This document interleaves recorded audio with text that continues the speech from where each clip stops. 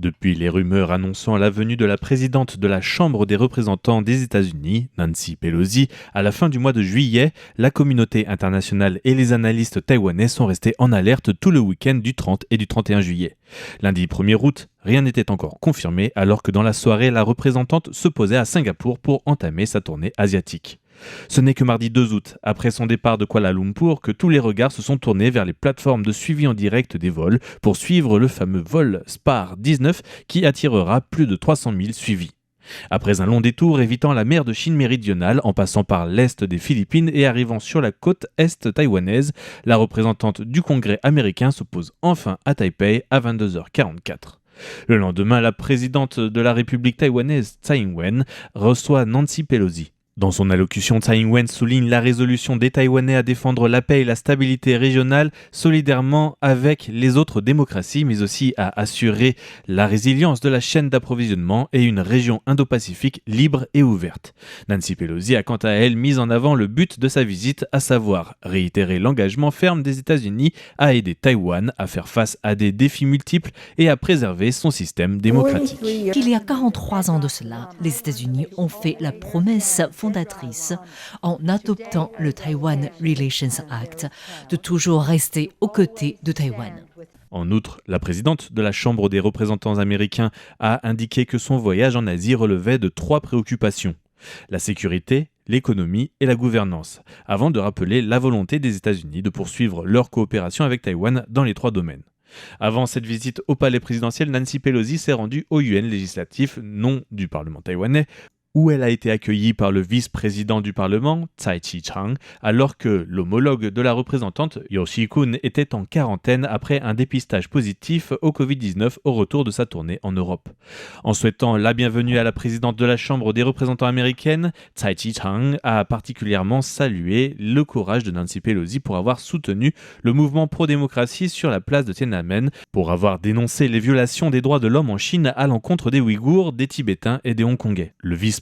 du Parlement a remercié Nancy Pelosi d'avoir initié plusieurs textes législatifs en faveur des relations avec Taïwan. De son côté, Nancy Pelosi a invité les députés taïwanais à des discussions sur les éventuelles coopérations bilatérales à plusieurs niveaux, sur les échanges d'idées concernant la protection de la planète contre la crise climatique, apprendre aussi de Taïwan dans la gestion de la crise du Covid et comment avancer dans le respect de la vie des peuples des 2 pays. Pendant ces discussions, des groupes militants pour l'unification avec la Chine se sont réunis dans les rues qui jouxtent le Parlement, côtoyant des groupes indépendantistes minoritaires tels que le parti Kuomintang, que l'on peut traduire par parti de l'État. Suite à cette visite, depuis mardi dans la journée, alors que l'avion de Nancy Pelosi venait à peine de décoller depuis Kuala Lumpur, des représailles venant directement de Pékin ou d'activistes plus ou moins liés à la Chine ont commencé à survenir. Une des premières actions est l'envoi de 3 lettres anonymes menaçant de faire sauter l'aéroport de Taoyuan si Nancy Pelosi se rendait à Taïwan.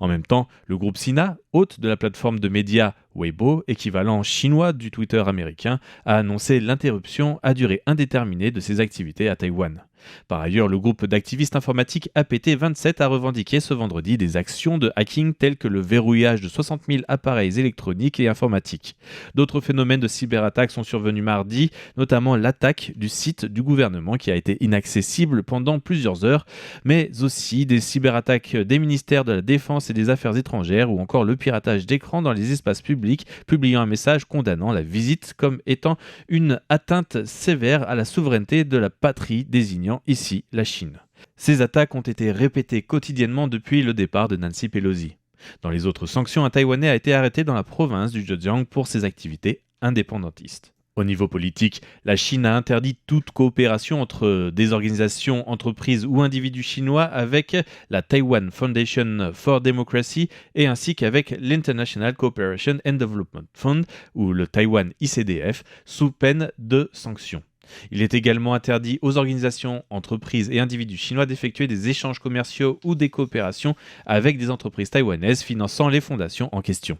Concernant les sanctions commerciales, le ministère chinois du Commerce a interdit à compter de ce jour les exportations de sable naturel, d'agrumes et de produits de la pêche, dont surtout 2 espèces de poissons, vers Taïwan sans fournir de raison, ainsi que l'interruption de possibilité de passer la douane chinoise pour plus de 3000 produits en provenance de Taïwan, principalement dans les secteurs de la pâtisserie, de la boulangerie et de la confiserie. La commission ministérielle de l'agriculture a estimé la valeur de l'interdiction chinoise touchant l'importation d'agrumes taïwanais ainsi que de 2 espèces de poissons à une perte située entre 700 et 800 millions de dollars taïwanais, soit entre 23 et 26 millions d'euros pour l'année à venir. Enfin, les manœuvres militaires en représailles concernent notamment des exercices à tir réels dans cette zone située autour de l'île principale de Taïwan, créant une situation d'encerclement dénoncée par le ministère de la Défense taïwanais. Dans les attaques aériennes, 11 missiles balistiques de type Dongfeng ont été tirés sur 3 zones différentes durant le premier jour des essais, dont 5 ont échoué dans les eaux de la zone économique exclusive japonaise, une première. Certains de ces missiles ont volé directement au-dessus de l'île de Taïwan. 2 drones ont également été repérés autour de l'île de Kinmen, forçant les militaires taïwanais à utiliser des fusées éclairantes pour chasser les engins volants. Ce samedi, 6 nouveaux drones ont été aperçus, dont 4 à l'approche de l'île de Kinmen, l'île Jeju ou encore l'îlot de Peiding, et 2 ont été aperçus autour des îles de l'archipel de Matsu.